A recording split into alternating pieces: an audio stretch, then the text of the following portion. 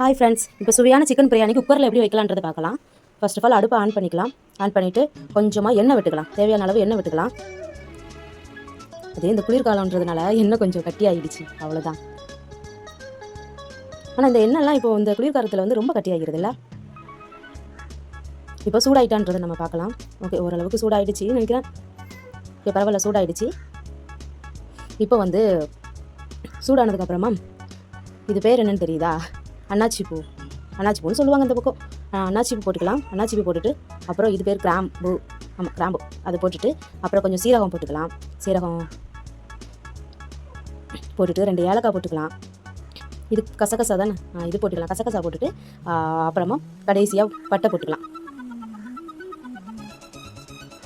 பொரியுது பாருங்கள், நல்லா பொரியட்டும்.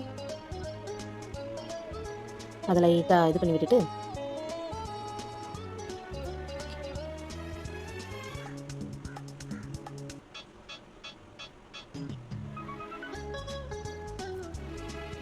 நல்லா பொரிஞ்சு வரட்டும். பொரிஞ்சு வந்தோன்னா நம்ம ஃபர்ஸ்ட் ஆஃப் ஆல் மிளகா போட்டுக்கலாம்.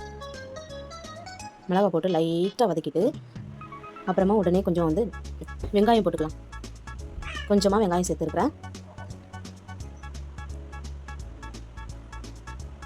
வெங்காயம் சேர்த்து நல்லா வதக்கி விட்டுக்கலாம். நல்லா வதக்கிக்கலாம். இது இந்த பொன்னிறமாக ஆகிற வரைக்கும் இது நல்லா வதக்கணும். வதங்கட்டும் கொஞ்சம்.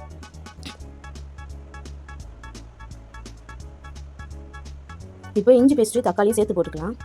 நான் எப்போவுமே இப்படி தான் போடுவேன். ஏன்னா வெங்காயம் வந்து அடி பிடிச்சிரும் இஞ்சி பேஸ்ட்டு போட்டோன்னே அப்படின்றதுனால தக்காளியும் சேர்த்து தக்காளி போட்டதுக்கப்புறமா அதை இஞ்சி பேஸ்ட்டு போடுவேன். போட்டு நல்லா வதக்கிடுங்க. தக்காளியை போட்டு நல்லா வதக்குங்க. வதங்கி வரட்டும்.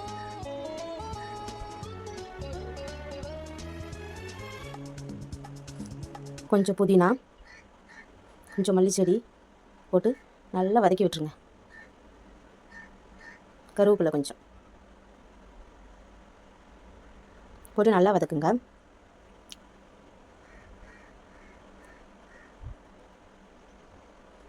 நல்லா வதக்கிட்டு இப்போ சிக்கனை கழுவி அதை உள்ளே போட்டுடலாம். அப்படியே சிக்கனை கழுவி உள்ளே போட்டுட்டு சிக்கனோட சேர்த்து 2 பரட்டி எடுக்கணும். அப்படின்னா தான் அது கொஞ்சம் அந்த ஜூஸி கிடைக்கும். அதில் உள்ள அந்த சிக்கனில் உள்ள ஜூஸியானது வந்து கொஞ்சம் கிடைக்கும்.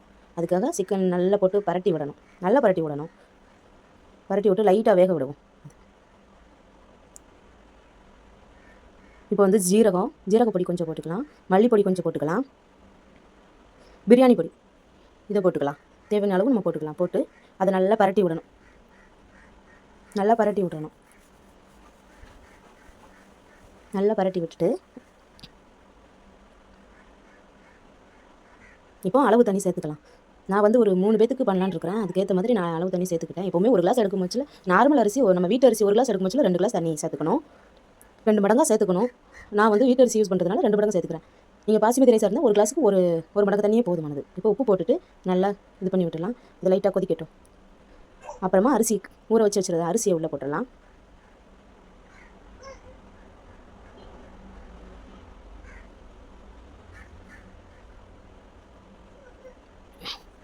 நல்லா உள்ளே கொட்டிட்டு மஞ்சள் பொடி கொஞ்சம் போட்டுடலாம். போட்டு இப்போ ஒரு கிளறி விட்டுருலாம்.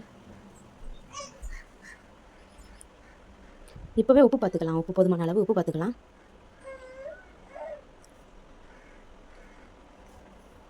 உப்பு பார்த்துட்டு போதுமான அளவு உப்பு பார்த்துக்கலாம். உப்பு பார்த்துட்டு அது கொஞ்சம் கொதிக்கட்டும். லைட்டாக அப்படி கொதிச்சு ஒரு மாதிரி அந்த முறையாக வரும்ல, அந்த மாதிரி வரட்டும். வர நேரத்தில் நம்ம மூடி போட்டு மூடிடலாம். இதில் எனக்கு ஒரு பிரச்சனை என்னென்னா, எனக்கு குக்கர் சரியாக மூட வராது. அதுதான் ஒரு பிரச்சனை. இப்போ விசில் போட்டுக்கலாம். விசில் போட்டுட்டு இதை வந்து நம்ம 3 விசில் வர அளவுக்கு வச்சுக்கலாம். 3 விசில் வரட்டும். வந்ததுக்கப்புறம் இப்போ 3 விசில் அடிச்சிருச்சு. ஓப்பன் பண்ணி பார்க்கலாமா? First of all cooker use பண்ண முடியல. ஃபஸ்ட்டு கரண்டியை வச்சு இப்படி கேஸ் எல்லாம் வெளியே எடுத்து விட்டுருங்க. அப்படி இல்லை அப்படின்னா அது நிறைய பிரச்சனை இதாகுது இல்லை, ஓவர் இதாகி வெடிச்சிருமா. அதனால் நான் எப்போவுமே இப்படி தான் கரண்டியை வச்சு 5 நிமிஷம் எடுத்து விட்டுருவேன். அது எல்லாம் ஆவியெல்லாம் வெளியே போனதுக்கு அப்புறமா தான் அதை ஓப்பனே பண்ணுவேன். நான் ஆவி நல்லா வெளியே போகட்டும், அப்படி விட்டுடலாம். இப்போ மேலே அந்த விசிலையும் எடுத்து விட்டுக்கலாம். எடுத்து விட்டுட்டு இப்போ ஓப்பன் பண்ணி பார்க்கலாம். இப்போ பாருங்கள், நல்லா வெந்துடுச்சு. உங்களுக்கு நல்லா வெந்துடுச்சு. மனமும் நல்லா வந்துட்டுருக்குது. இப்போ நம்ம நெய் விட்டு இதை கிளறி விடணும். நெய் விட்டுக்கலாம். நல்லா நெய் விட்டுட்டு நெய் விட்டால் நல்ல மணமாக இருக்கும் பிரியாணி. போதுன்ற அளவுக்கு நெய் விட்டு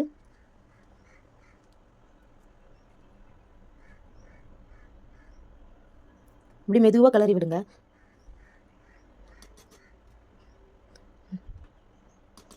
நல்ல சிக்கன் பீஸ் எல்லாமே நல்லா வெந்திருக்குது. மெதுவாக கிளறி விடுங்க. ஏன்னா அரிசி உடஞ்சிட்டா சாப்பிட்றதுக்கு அது நல்லா கிளறி விட்டுட்டு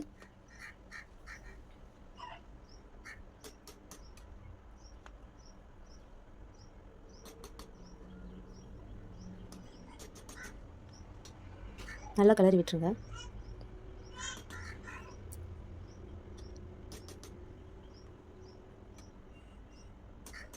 சூப்பர் ஆயிடுச்சு. இப்போ தட்டில் இதை எடுத்து ஊற்றி வைக்கணும். அருமையாக வந்துருச்சுமா. சிக்கன் பிரியாணி வந்து அருமையாக வந்துருச்சு. அது கூட தயிர் வெங்காயமும் கொஞ்சம் சிக்கன் பீஸ் வச்சு சாப்பிட்டா சூப்பராக இருந்துச்சு. நீங்கள் ட்ரை பண்ணி பாருங்கள்.